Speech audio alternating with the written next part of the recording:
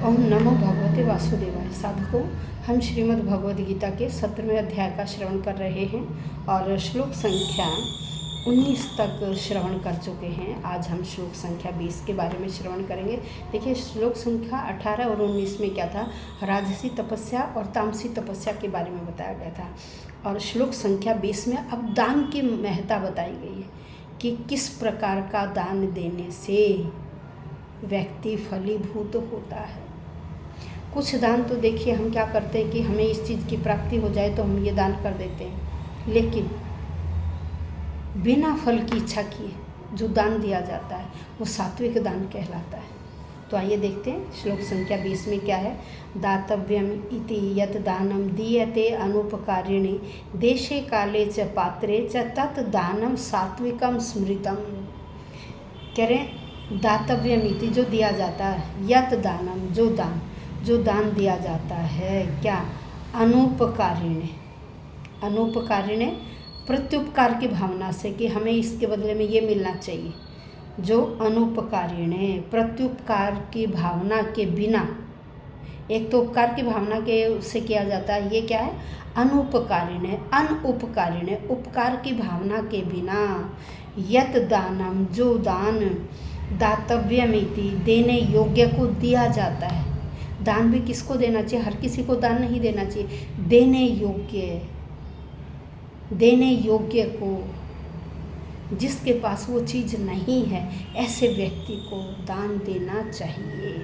तो कह रहे हैं देने योग्य को जो इस प्रकार का दान दिया जाता है, देश के अनुसार, काले समय के अनुसार, उचित स्थान पर, उचित समय पर, पात्र से और उचित पात्र को, उचित व्यक्ति को, तत् दानम वह दान सात्विकम स्मृतम सात्विक कहा गया है।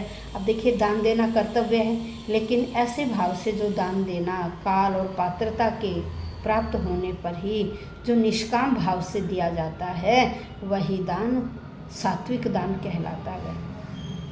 सात्विक दान में क्या आ जाता है, त्याग आ जाता है। ये वो दान नहीं है कि हमने दान दिया और कहा कि 1 गुना दिया और 1000 गुना हो जाए, नहीं। ये निष्काम भाव से जो निष्काम भाव से दिया जाता है वो सात्विक दान कहलाता है, जो त्याग भाव से दिया जाता है।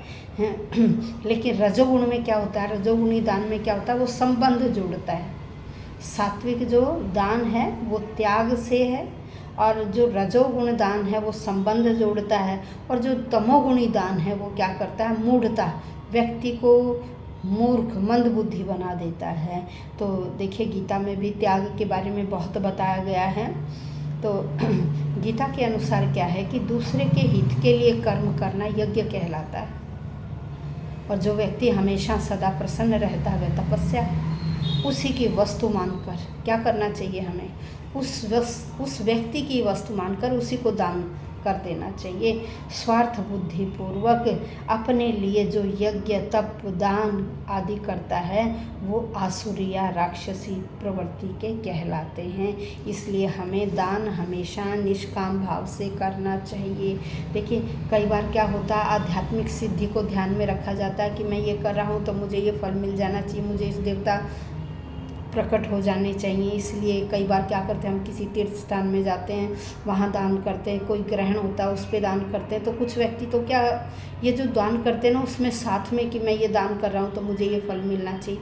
लेकिन जो तीर्थ स्थान में सूर्य चंद्र ग्रहण के समय, मास के महीने में किसी योग्य ब्राह्मण को, किसी भक्त को जो वैष्णव भक्त है, या किसी मंदिर में जहाँ मंदिर का भवन निर्माण हो रहा है, यदि ऐसे स्थान पर दान देता, उसके बदले में कुछ नहीं मांगता, वह सात्विक दान कहलाता है। जब व्यक्ति अभिलाषा रख लेता है तो वह क्या, उससे उसका संबंध जुड़ जाता है, तो वह राजसी दान कहलाता है।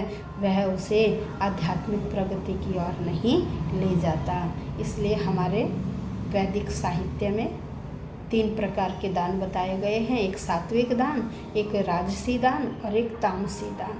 तो जो व्यक्ति निष्काम भाव से दान करता है वह सात्विक दान कहलाता है। तो आज हमने श्लोक संख्या 20 का श्रवण किया। वीडियो पूरी सुनिए, लाइक कीजिए, शेयर कीजिए। यदि चैनल सब्सक्राइब नहीं किया तो सब्सक्राइब अवश्य कर लें। और मैंने अब शिव पुराण का भी पाठ शुरू किया है और बहुत डिटेल में आपको शिव पुराण का कथा सुनाई जाएगी। तो आप शिव पुराण की कथा का भी अवश्य आनंद लें और चैनल सब्सक्राइब कर दें। यदि नहीं किया तो कर दें, ताकि नेक्स्ट वीडियो की नोटिफिकेशन आपके पास पहुंच जाए और आप उससे वंचित न रह सकें। अंत में कमेंट बॉक्स में अवश्य लिखिएगा ओम नमो भगवते वासुदेवाय। धन्यवाद।